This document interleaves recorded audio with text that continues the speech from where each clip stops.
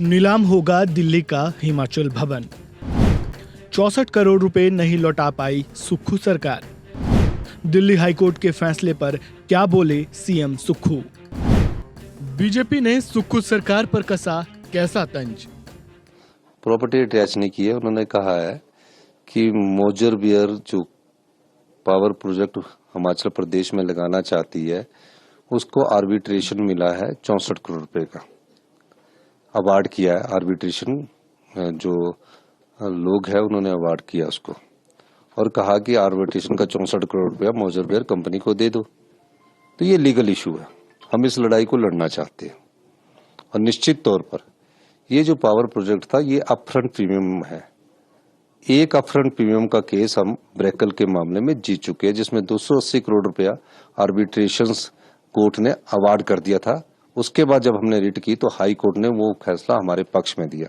उसी प्रकार का आर्बिट्रेशन जो ये है 64 करोड़ का जो मोजर बियर का है जो आर्बिट्रेशन कोर्ट ने उनकी फेवर में किया उसके खिलाफ हम हाई कोर्ट में गए हैं।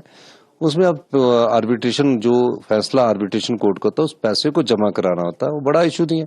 हमने तो एक महीने में 2 सैलरी दी, 3000 करोड़ रुपए अपने सरकारी एम्प्लॉइज को दिया।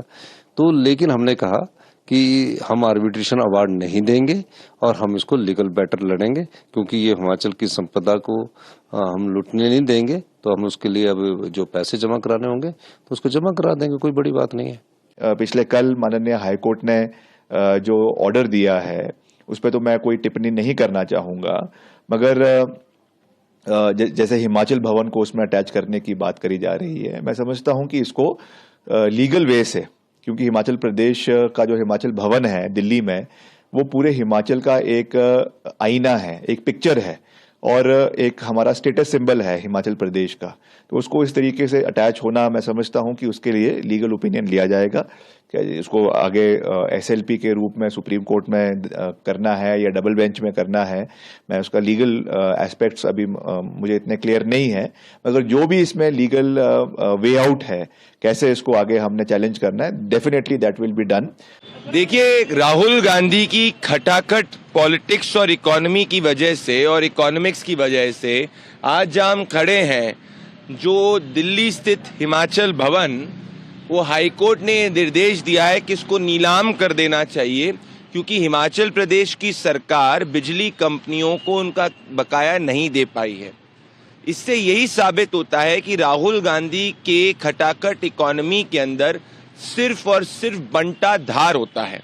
सोचिए, जिस हिमाचल भवन जो हमारे पीछे है, जहां कोई भी हिमाचल प्रदेश से आता है वो किसी से मिलना चाहता है, रहता है, जो हिमाचल प्रदेश की अस्मिता और गौरव है, आज उसको नीलाम करने की बात आ गई है।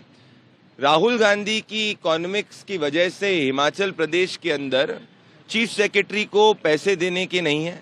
उनकी इकोनॉमिक्स के वजह से हिमाचल भवन नीलाम हो रहा है।